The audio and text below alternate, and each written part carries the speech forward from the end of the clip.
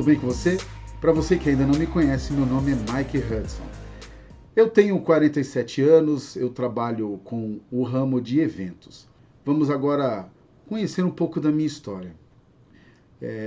Logo aos 2 anos e meio, meus pais se separaram. Meu pai, com uma certa desculpa, disse que nós iríamos a Belém para podermos conhecer os meus avós. Mas na verdade isso foi um jogo, né, que ele preparou.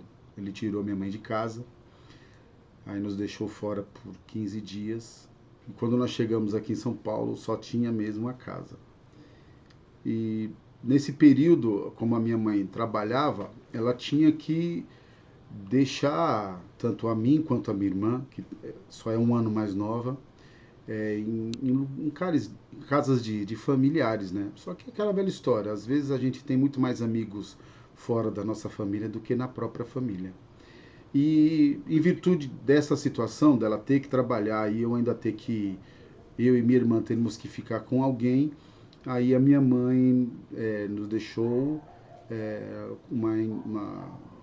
procurou a assistência social na época para que a gente pudesse ficar com alguém, né? Ela encontrou um, uma creche chamada Lar Bibi. Eu fui para lá aos 3 anos e, em virtude da minha irmã ser muito nova, ela não pôde ir para lá comigo. Então eu fiquei sozinho lá. Aí aquela o sentido da vida, né? Apesar da pouca idade, eu tive que defender algumas coisas, principalmente espaço, segurança, alimentação de uma certa forma. Lá se ficava dos 3 aos 6 para 7 anos.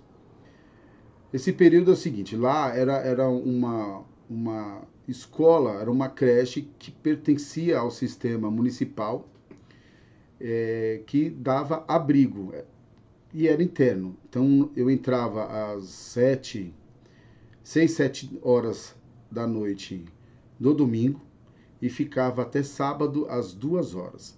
Então, aos sábados, minha mãe me buscava e depois domingo teria que levar novamente de volta.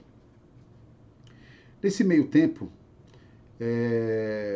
o processo lá era muito forte, mesmo que as crianças que tinham lá eram de várias idades, não era nada seletivo, eram todas juntas. E assim, as classes sociais também eram muito misturadas, porque tinham tantos delinquentes, né, que eram realmente meninos de rua, como também havia alguns casos em que, era no caso da minha mãe, que os pais não tinham condições de ficar com essas crianças, então a instituição tomava conta nesse período. Da mesma forma que existe personalidades de pessoas boas, existe também a personalidade de pessoas não tão boas, né? E nesse meio tempo, você acaba tendo que ter instrumentos, armas, para que você possa se defender. E mesmo com pouca idade, a vida nos impõe algumas coisas. E eu te digo que algumas vezes em que eu conversei com a minha mãe, e que ela meio que de uma forma constrangedora por parte dela, ela até chegou algumas horas, algumas vezes, me pedir desculpas por tudo que havia acontecido. Só que eu reconheço o que ela fez, entendeu? Ela, com a sua pouca condição de vida, ela fez e ainda faz, porque graças a Deus, até os dias de hoje, minha mãe é viva e muito ativa. E eu digo para ela que, assim, há alguns processos que a gente precisa passar, por mais que doa. E se eu tivesse que refazer toda essa trajetória de vida, eu faria novamente. Porque o que eu sou e o que eu tenho, eu acredito que eu deva por tudo que me aconteceu. Claro, há alguns casos em que as pessoas não têm um sentimento ou, de repente, uma personalidade forte o suficiente para poder suportar essas dificuldades. Mas é aí que de repente você deva colocar na sua cabeça que são nas dificuldades que a gente aprende muitas coisas, principalmente a ser forte.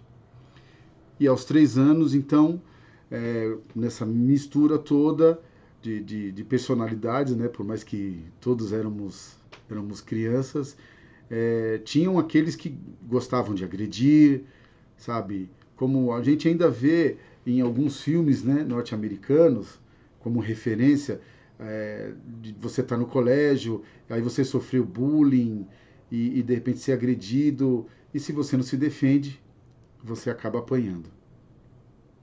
E uma frase que eu ouvi muito cedo e que eu guardei para mim, que se você não aprende a bater, você vai só apanhar, entendeu? Uma forma de defesa. E nesse meio tempo, era assim, o nosso dia a dia era 7 horas da manhã levantarmos, escovarmos os dentes, já era servido uma mesa com o café da manhã, era um pouco limitado, ninguém poderia comer à vontade, entendeu? Era muito limitado, aí já tinha o café da manhã já tudo pronto, você comia aquilo, depois dali você já ia para a sala de aula. E aí depois da sala de aula tinha um intervalo, depois desse intervalo nós tínhamos mais um pouquinho da aula e depois disso a gente ia pro almoço, mais ou menos coisa de meio-dia. Dávamos uma relaxadinha, almoço, depois do almoço e todos nós éramos direcionados para o dormitório, aonde eram divididos entre meninas e meninos, e aí das 2 até mais ou menos umas 3h30, 4, nós dormíamos. Então vou dizer que todos dormiam, que não é verdade, né? Nós éramos de uma certa forma até forçados a dormir. Mas quando mais ou menos umas, sei lá, 3, nós levantávamos, aí a gente ia pro pátio brincar, correr. 5h30 mais ou menos tinha o banho, às 6 horas nós nos reuníamos para poder fazer a oração das 6 horas. Aí a gente tinha uma sessão de vídeo que eles davam um jeitinho lá, que era uma TV para todo mundo. Às vezes o pai de uma das crianças levava um projetor e passava lá alguns desenhos, né, para que nós pudéssemos assistir. E depois a gente ia para os quartos. Então, vamos lá. Agora, nessa trajetória que você já conhece, nesse cotidiano, vamos entender um pouco sobre o que é você defender os seus objetivos. E foi de uma forma até natural, porque com 3 anos ninguém havia me ensinado isso. Mas, volto a falar, a vida, ela é uma verdadeira mestra, né? Então nós levantávamos às 7 horas, tomávamos o café. Depois nós íamos para a aula, íamos para a sala de aula, mais ou menos umas 10 horas da manhã. A moça que trabalhava na cozinha, ela levava uns bolos para a gente poder comer. Só que era cortado, né? O bolo era todo fatiado e em cubos. E cada um tinha direito a somente um pedaço de bolo. Com o passar do tempo, aquilo não estava muito me agradando, se você possa compreender. Eu queria comer mais. Porque o bolo realmente era muito gostoso. Era um bolo de fubá. Era uma delícia. Me lembro como se fosse agora. E aí eu pensava de uma certa forma como é que poderia comer mais do que o bolo. Aliás, aí foi o seguinte. Eu comecei a fazer amizades durante o almoço com as cozinheiras, na hora que elas recolhiam o prato, os talheres, e aí nessa comecei a ajudar. Não tinha muito o que fazer, pegava lá e comecei a fazer amizade com as cozinheiras. Um certo dia eu questionei uma das cozinheiras se elas não precisavam de ajuda para poder fazer a montagem da mesa.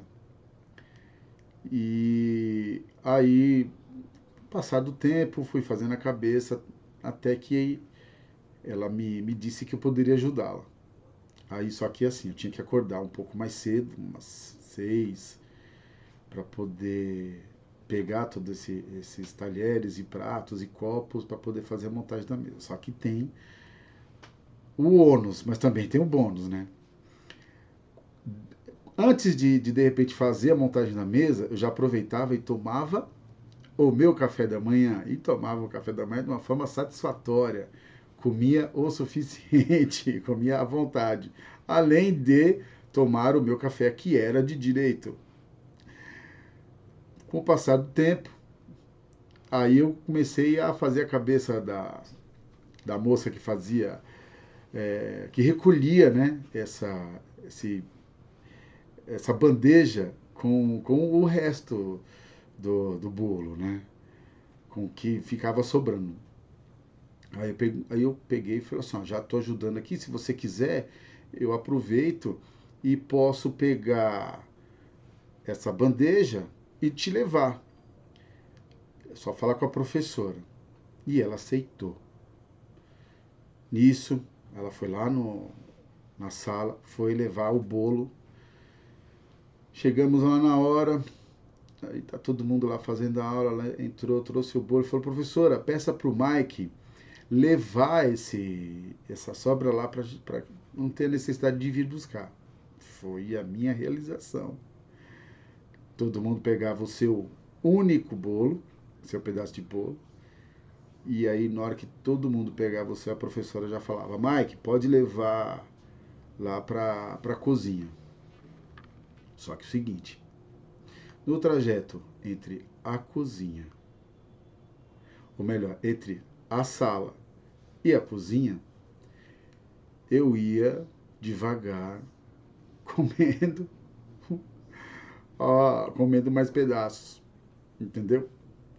Se você parar para analisar, isso de uma certa forma é um instinto de sobrevivência. Ah, mas de repente, tá, por causa de comida, nós volto a falar.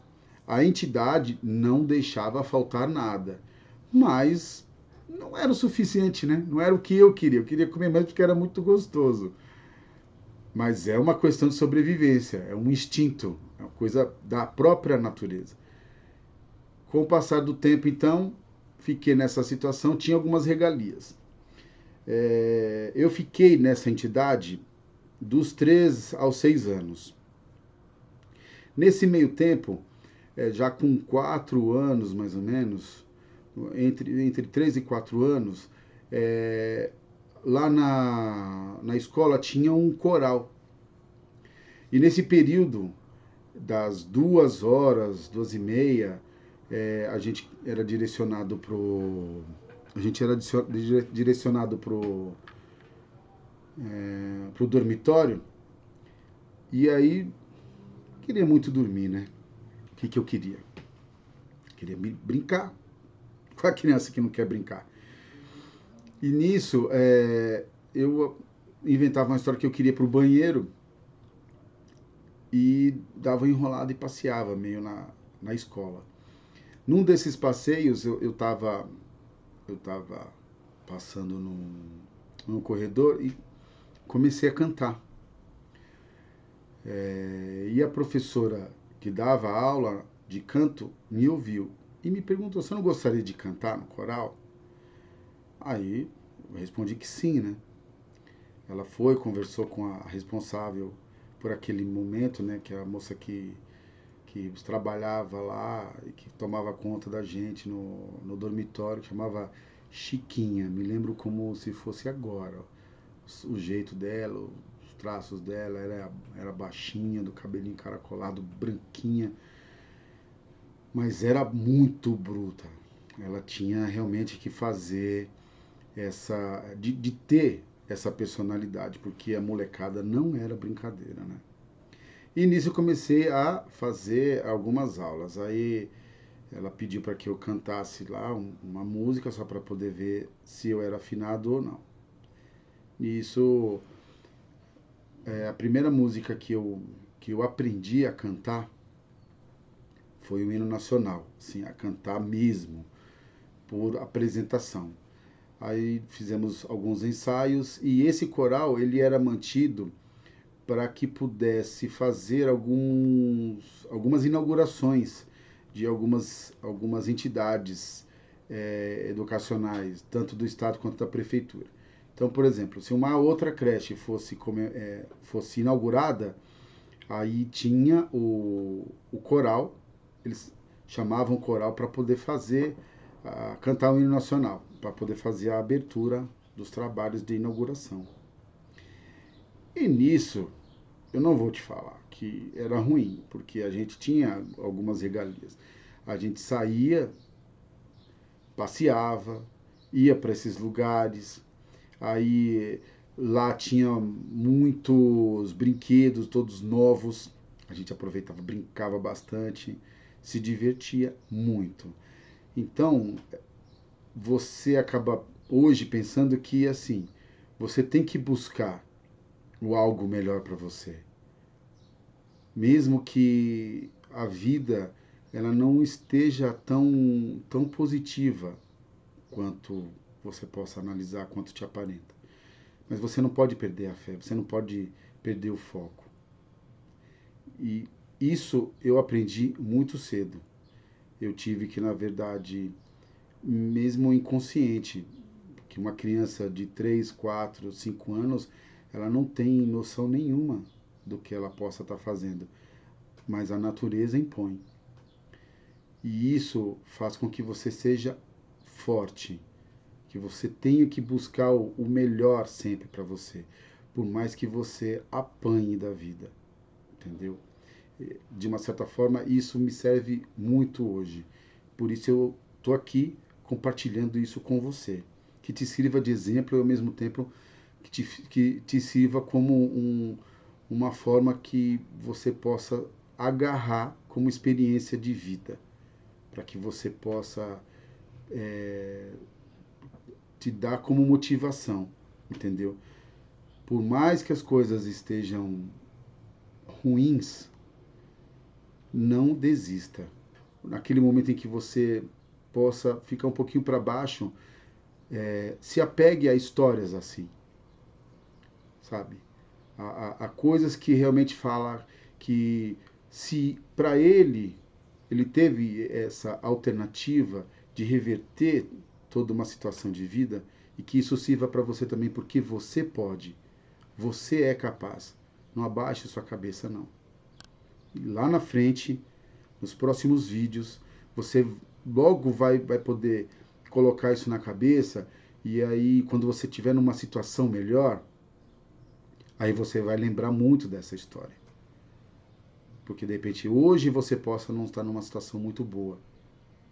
Mas amanhã você vai voltar no tempo, vai lembrar, vai buscar na sua memória e você vai lembrar dessa história. Certo? Vamos lá. Aí, passou o tempo, minha irmã, ela entrou no colégio, assim, só para você ter mais ou menos uma noção, eu tinha 3 para 4, então mais ou menos isso foi em 1977 para 78. Quando a gente está sozinho, isso também tem uma analogia pelos dias de hoje. Quando a gente está sozinho, a gente pode. Como eu posso te colocar isso?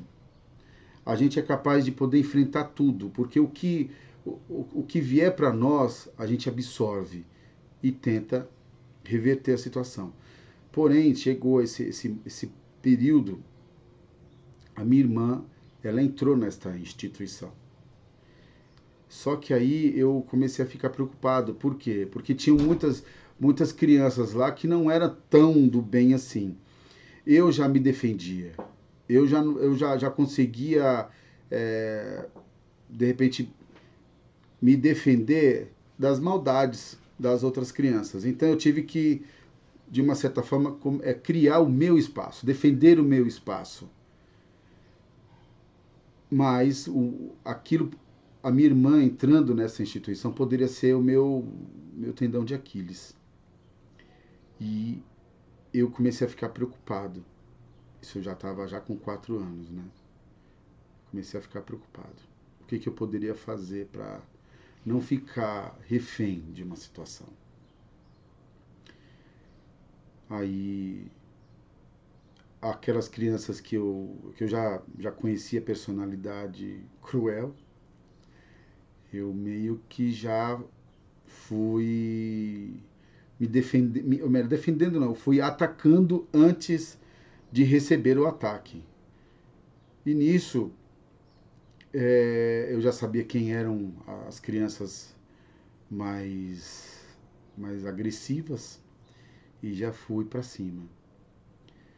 Com isso eu criei respeito, né? Criei respeito dessas crianças para quando a minha irmã chegasse não acontecesse nada a ela. Foi batata. Ela entrou, quando ela entrou, o clima já ficou diferente.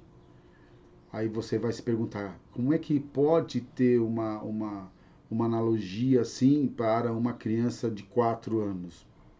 Eu não sei te explicar. Eu não sei te explicar.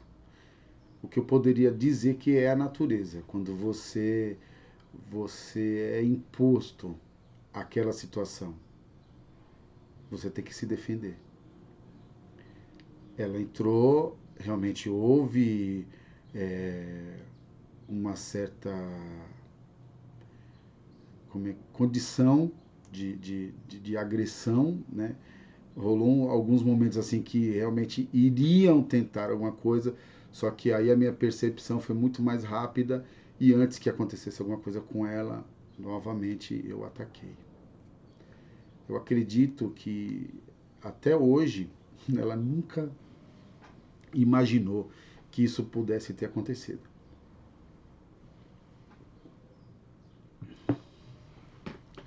Nós saímos de lá, eu com 6 e ela com 5, porque aí não dava para poder ficar lá sozinha. Não foi fácil, só que eu agradeço muito por tudo aquilo que eu passei, porque isso me tornou mais forte. Eu acabei me blindando. Entrei aos 7 anos no colégio normal, fui me alfabetizando. Também era um colégio onde tinham vários tipos de crianças e queira ou não, algumas você apanha, outras você se defende, mas graças a Deus não tive uma infância muito ruim, né? Vendo hoje, até por amigos que tive, que entraram para uma outra vida, que até por falta de estrutura familiar mesmo, acabaram entrando para outras coisas, acabaram, sei lá, roubando, sabe? Entraram para essa vida.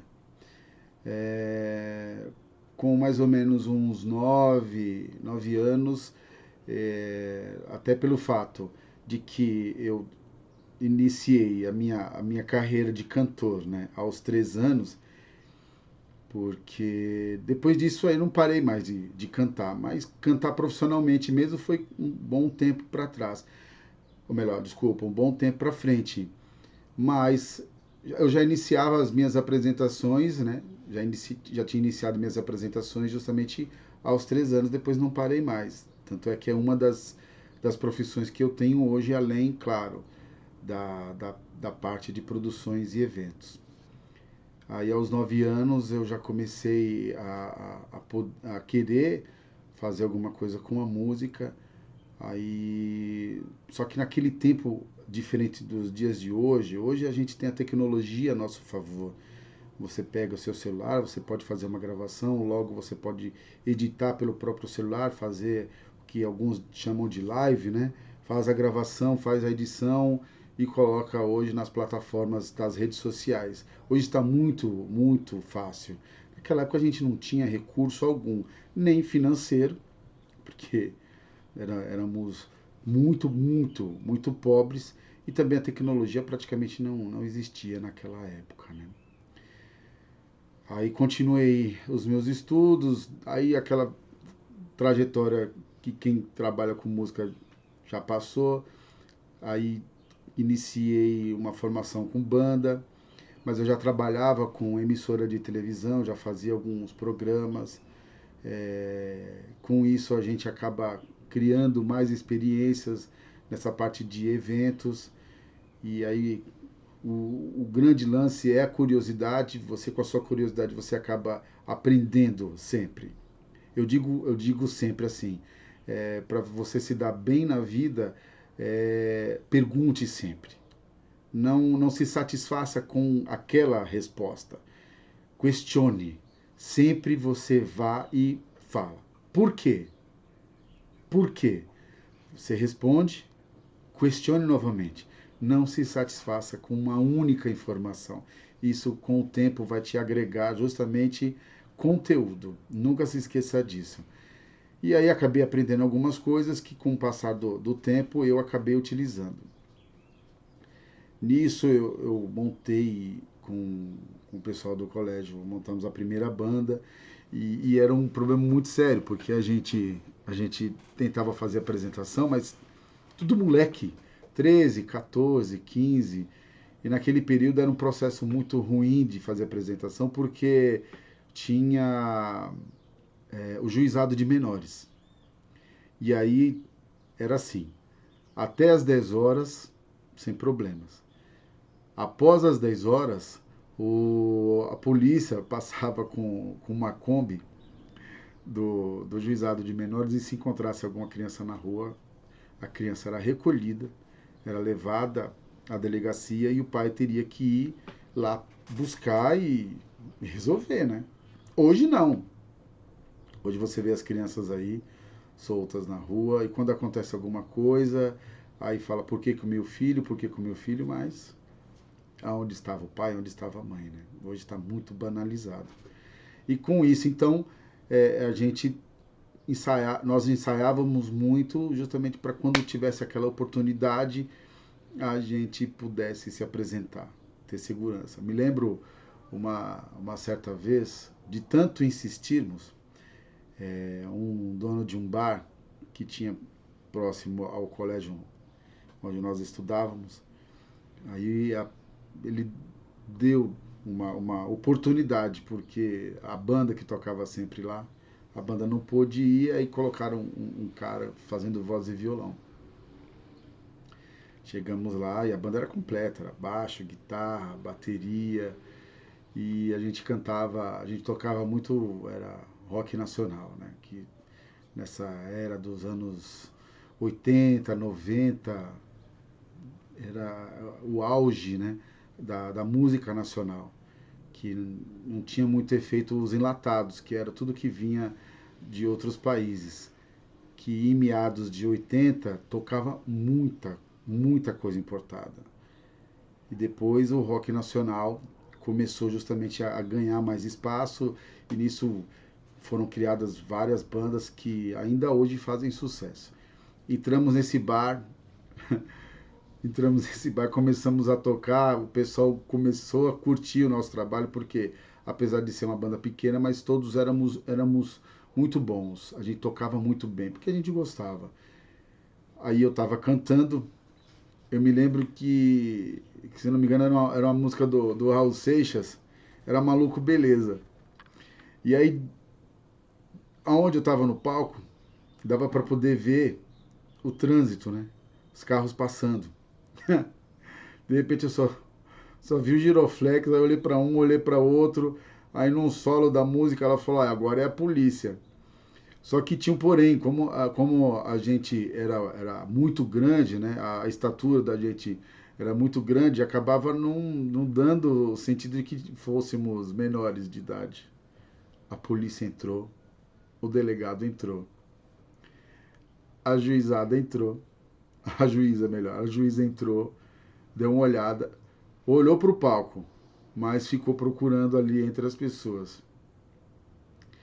Olhou para o palco, viu o pessoal que estava sentado e a gente continuou tocando, fazendo de conta que nada estava acontecendo. O delegado agradeceu a liberação de ter entrado na casa e foi embora. Foi terminar a música, a gente saiu de lá correndo, que ele poderia voltar, porque no bairro tinham, acho que, 5 bares que tinham música ao vivo. naquela época. Hoje não tem mais nenhum. Nem, nem música ao vivo, nem os bares, porque alguns bares deixavam só música eletrônica, né? E a gente, ó, correu. Coisas que a vida impõe. Você tem que estar preparado para tudo. E foi muito legal essa fase. Logo em seguida, nesse período, eu estava com 16 anos, né?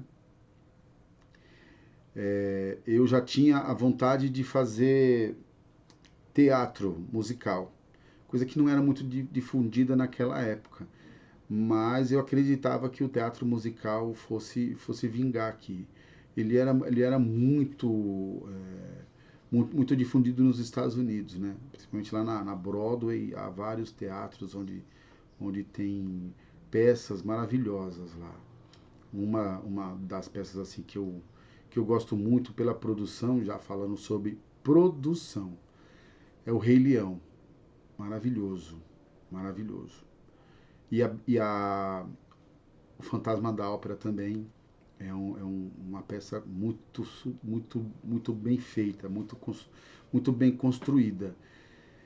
E nisso eu comecei a fazer balé clássico. Parece mentira, eu tenho 1,85 m, eu sou uma pessoa pequena, eu tenho 1,85 m, hoje estou com 95 quilos.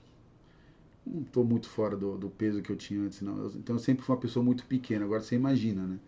Tá lá os magrelinhos fazendo aula de balé e eu, mastrodonte, fazendo balé.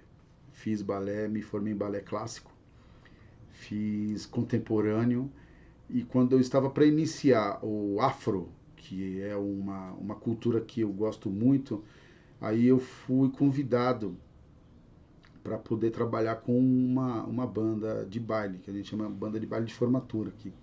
São bandas que tocam de tudo, né? Fazem festas 4, 5 horas direto. Nesse período eu já trabalhava numa emissora de televisão, isso facilitou também. Aí comecei nessa banda como bailarino. Fiz o teste, passei, mas o meu intuito era assim, eu entrei na banda, mas não com a vontade de ficar permanente só como bailarino. Na verdade, eu analisei a situação. Eu quero entrar numa banda. O que tem na banda? Qual é a oportunidade ou o que você possa ser dentro da banda para que de repente você possa trabalhar? Naquele momento só tinha a vaga de bailarino. O que eu queria ser mesmo da banda era cantor, né? Mas se tinha de bailarino, peguei de bailarino. Nesse meio tempo, com a banda eu fiquei 5 anos.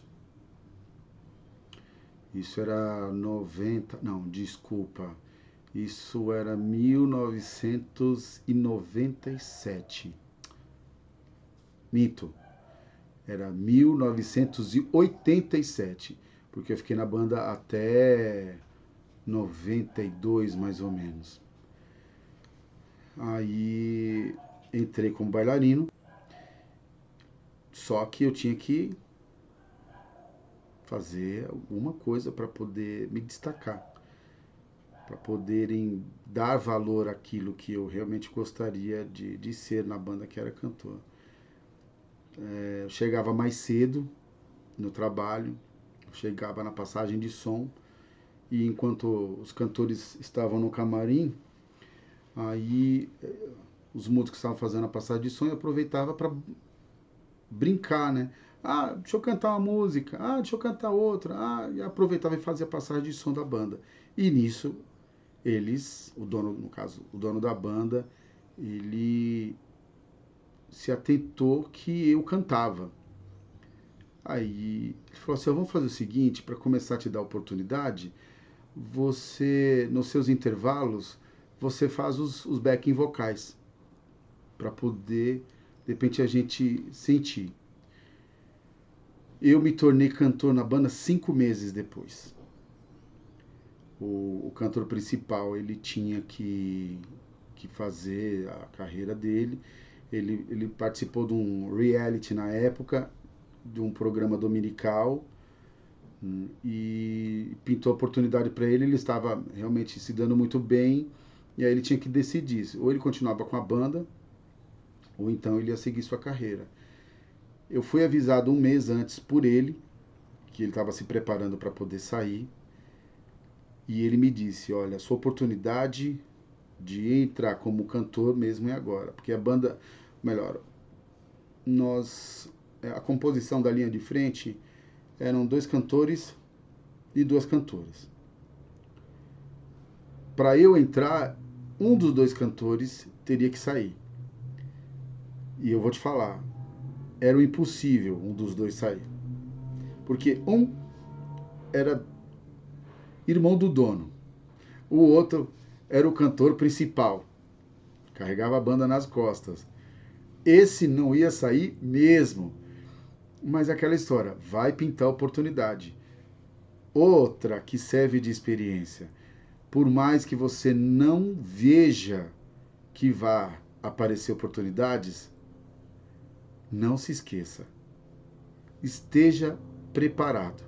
Você vai e fala assim: ah, Mike, mas eu não enxergo nada na minha frente, eu não vejo possibilidade ou alternativa, eu não vejo nada que de repente eu possa dar continuidade. Isso é o maior erro de todas as pessoas.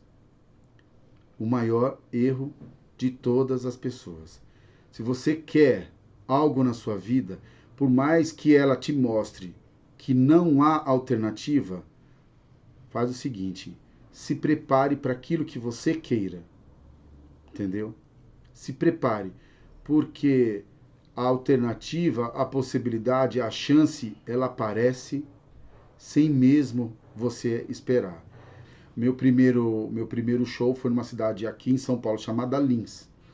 Era num domingo, era um evento voltado para a rapaziada, o pessoal mais novo, e tinham 2 bandas que iriam se apresentar. A nossa e uma outra banda que era só de jovens, né? Olha só como é que é a vida. A vida impõe algumas coisas. Aquilo era para acontecer. Porque se eu tivesse que, de repente, fazer um trabalho com uma formatura, que aqui as formaturas naquele período eram muito, muito clássicas, sabe? Era de, de, de alto gabarito. Eram excelentes trabalhos, eram coisas gigantescas. Eu não, sendo muito franco, eu não sei se eu conseguiria ter estrutura suficiente, porque os trabalhos realmente eram muito grandes. E os eventos que a gente estava fazendo naquele período eram todos no interior, o que me facilitou bastante. Porque o cara saiu no sábado, a banda não sabia que eu estava me preparando e eles não tiveram tempo hábil para poder colocar uma outra pessoa no lugar desse cara. Durante a nossa durante a reunião da banda para poder selecionar os, as músicas do repertório, eu me infiltrei. Eu conversei com os meninos, né, o meu pessoal do balé, do corpo de baile, e falei que aquele dia seria o meu dia, que eu ia precisar muito da ajuda deles por causa das trocas de roupas. A união também foi algo muito legal, sabe? A união das pessoas que me apoiaram. Sou muito grato. A gratidão é tudo. Reconheça isso. Reconheça quem te ajudou. Reconheça quem acreditou no seu potencial. E eles se prepararam também, porque eles tinham que fazer suas trocas e automaticamente separava as roupas para que eu pudesse fazer as minhas trocas. Então, durante essa reunião que estavam lá, vendo quem ia cantar o quê, a primeira música ela era A Bela e a Fera. O outro cantor ele não conseguia cantar tão alto essa música, porque a música realmente ela é uma música que para o homem ele tem que ter um agudo muito muito alto, muito forte. Mas eu estava preparado. Eu estava preparado.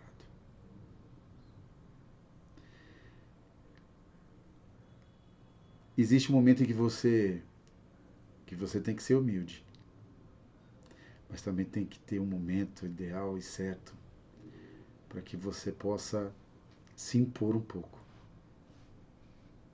para que quando você falar que você pode fazer, você consiga transmitir força o suficiente para que as pessoas acreditem em você. Aí eu comecei a falar, olha, eu canto essa música. O, o maestro da banda olhou para mim e falou assim, você pode mesmo? Aí eu falei, claro, posso. Não vou enganar. Se tivesse um aparelho chamado escala Richter no meu corpo, estaria batendo as 7,8 de tremor. Eu estava tremendo, mas eu tinha que abraçar esse momento, essa oportunidade. Aí ele foi falando o repertório e eu falei, não, eu faço. Essa também faço. Essa também faço. Isso eu falei nas 7 primeiras músicas. Foi aí que eu peguei e tive que me impor. Falei, olha, é o seguinte, eu faço todo o repertório, eu canto todas as músicas. Todos olharam para minha cara,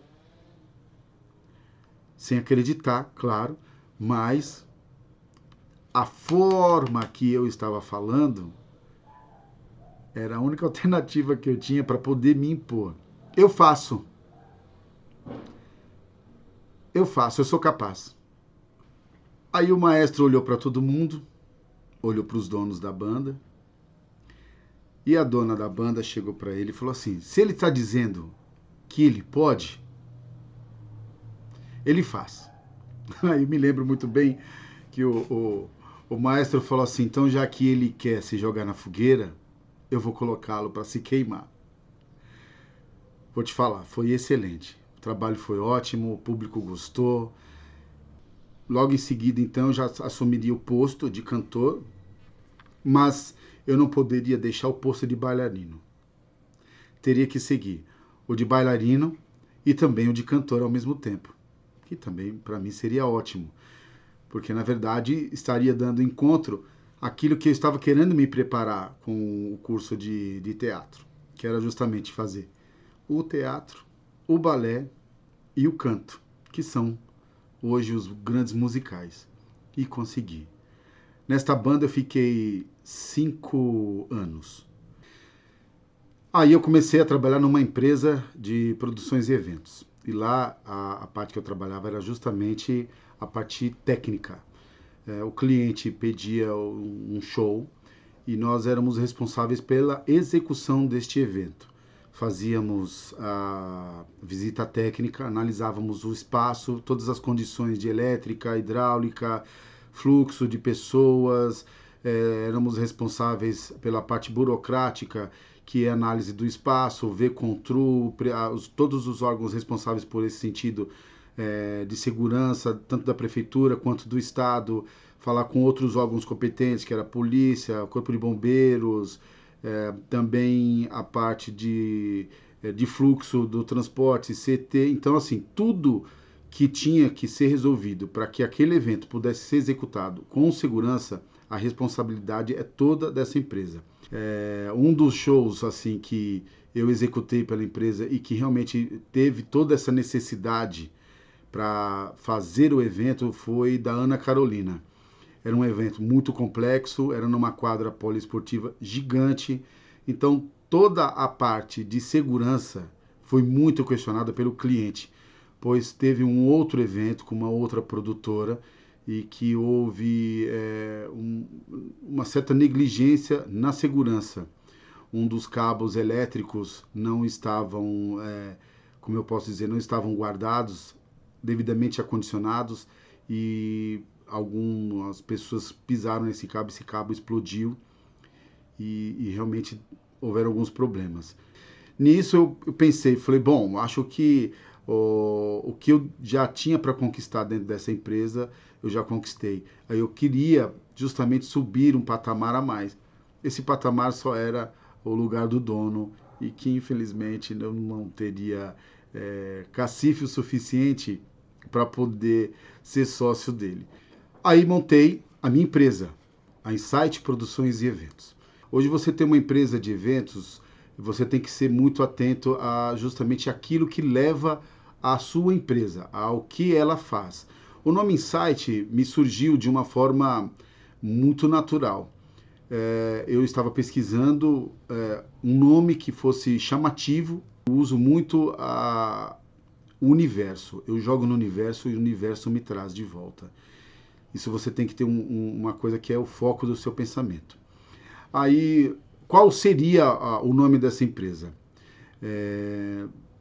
Enquanto eu estava dirigindo e eu estava pensando qual seria o nome ideal.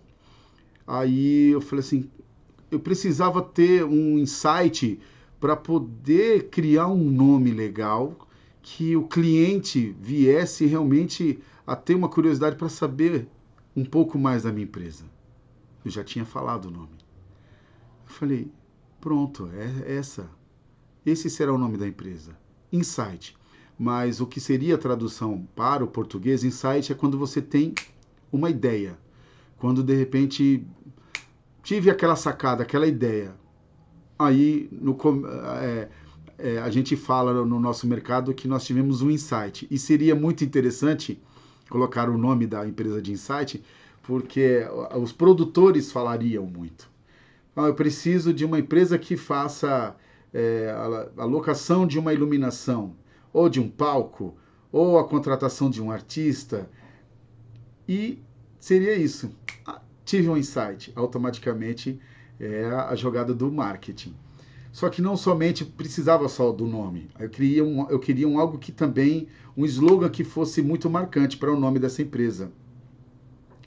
E a história de você jogar para o universo. Falei, insight. Por que insight? Falei, insight. Tem que ter uma analogia que leve uma coisa à outra. E com isso, aí eu fiquei pensando, né? Deixei aquela coisa ser desenvolvida entre o nome e o slogan. Aí me veio justamente essa parte. Pequenos pensamentos se transformam em grandes ideias. Nisso eu já imaginei como seria a apresentação e eu uso isso como na apresentação da empresa, justamente no final da apresentação, que é um chamariz. E aí na locução eu falo assim, insight, pequenos pensamentos se transformam em grandes ideias. Depois eu inverti, e aí onde ficou? Aí a locução é mais ou menos assim, pequenos pensamentos se transformam em grandes ideias. Isto é, insight, produções e eventos. Pronto, foi criado o nome e o nome foi excelente até por causa da aceitação. No início da empresa, nós trabalhávamos com ações nas empresas, o que a gente chama de eventos corporativos. A gente fazia as ações, fizemos algumas convenções. Com o passar do tempo, passamos a construções de estandes, fizemos muitos estandes no mercado. Como é a minha parte da parte de shows, aí eu comecei a passar a fazer os shows. Aí trabalhei com Sidney Magal, trabalhei com Capital Inicial, fizemos o show fizemos novamente o show da Ana Carolina. Então, assim, fizemos muitos eventos com essa parte de show, que era, na verdade, até o expertise mesmo da empresa. Com o tempo, nós criamos outras vertentes, como a parte social, trabalhamos com casamentos, debutantes. Hoje nós fazemos tanto a parte de decoração, buffet, eu como celebrante de casamento, porque eu me considero hoje um profissional da voz. E dentre os trabalhos que eu faço, eu sou também cantor, né? Sou ator, faço locuções para propagandas e também faço colações de grau.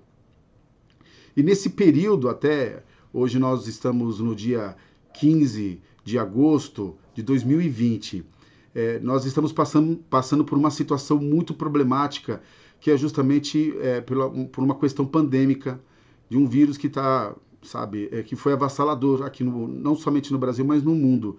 E a primeira, praticamente, a primeira parte, o primeiro trabalho que foi totalmente excluído foi o nosso. O primeiro que parou geral. Eu não falo somente no social, mas também no show business, pela parte também de eventos corporativos, por duas coisas. Uma, porque trabalhamos justamente com muitas pessoas. Média de público é de 20 mil pessoas, 10 mil pessoas, menor quantidade, 2 mil pessoas. Meu recorde de público foram 65 mil pessoas. Então você imagina, é muita gente num só lugar. E as entidades de saúde hoje pedem para não haver aglomerações. Isso dificultou muito o nosso trabalho. Compreendemos, claro, que há necessidade de haver o controle da pandemia, né? Mas, assim, a gente está tendo a necessidade de se reinventar. Em virtude disso, por exemplo, a Insight, nos seus eventos, nós criamos, até por uma forma de divulgação, nós criamos um canal de publicidade, de divulgação dos nossos trabalhos. Nós temos um canal pelo YouTube e, na verdade, criamos um programa que se chama Backstage, que fala justamente sobre a construção de um evento. Desde o início, desde da parte de criação, a parte burocrática, a execução total do evento. E o que aconteceu? Em virtude dessa alteração, desse tipo de trabalho, as pessoas estão tendo que fazerem os seus trabalhos em casa, né, o que a maioria chamam hoje de home office, e o evento não retornou. Mas nós precisávamos criar alternativas para que a gente pudesse realmente manter o nome da empresa em visão, porque aquilo que não é visto não é lembrado. Nisso nós criamos então, recriamos na verdade, porque a palavra principal, a palavra de ordem é recriar, é criatividade. E nós recriamos então o programa, mudamos toda a forma do conteúdo dele e hoje nós fazemos entrevistas com a parte do que acontece com os profissionais atrás das câmeras, sabe? Então vamos por exemplo, um show do Chitãozinho e Chororó. É lindo, não é, o show do Chitão e do Chororó? Maravilhoso, toda aquela iluminação, palco, balé, banda, os cantores. Mas você já se perguntou o que acontece antes para chegar tudo aquilo?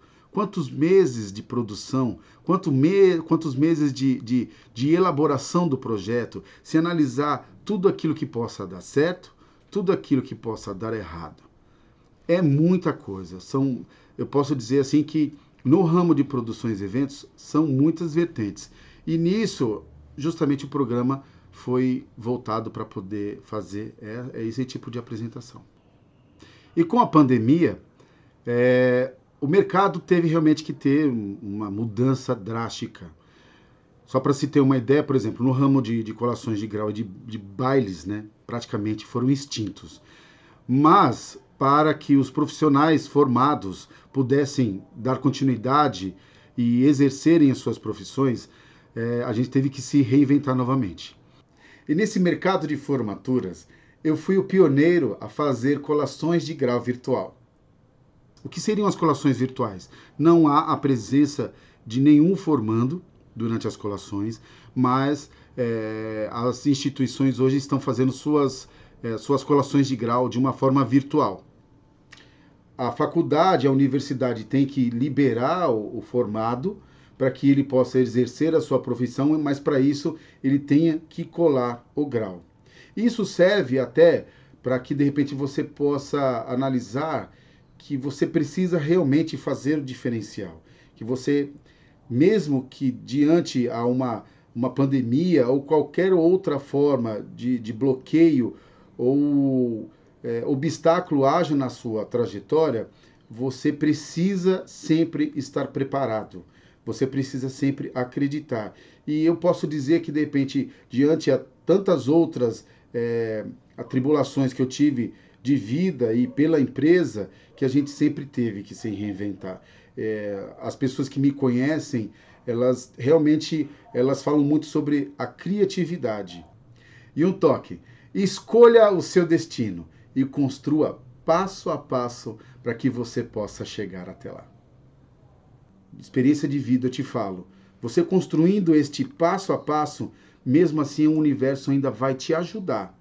Porque muitas coisas que eu quis fazer pela Insight, com a Insight, graças a Deus, outras coisas aconteceram nessa trajetória. E que isso vai te servir justamente como uma experiência, como base para que nessa trajetória que você esteja escolhendo, você vai se dar muito bem. Mas nunca se esqueça, e nós falaremos muito sobre isso, passo a passo. Construa isso. E você, se preparando, você realmente vai conseguir. Eu agradeço que você esteja comigo até este momento. Espero que você tenha pegado alguma coisa que tenha sido válida. Mas eu tenho certeza de uma coisa: o universo vai conspirar a seu favor. Conteúdo nunca é demais. Até breve.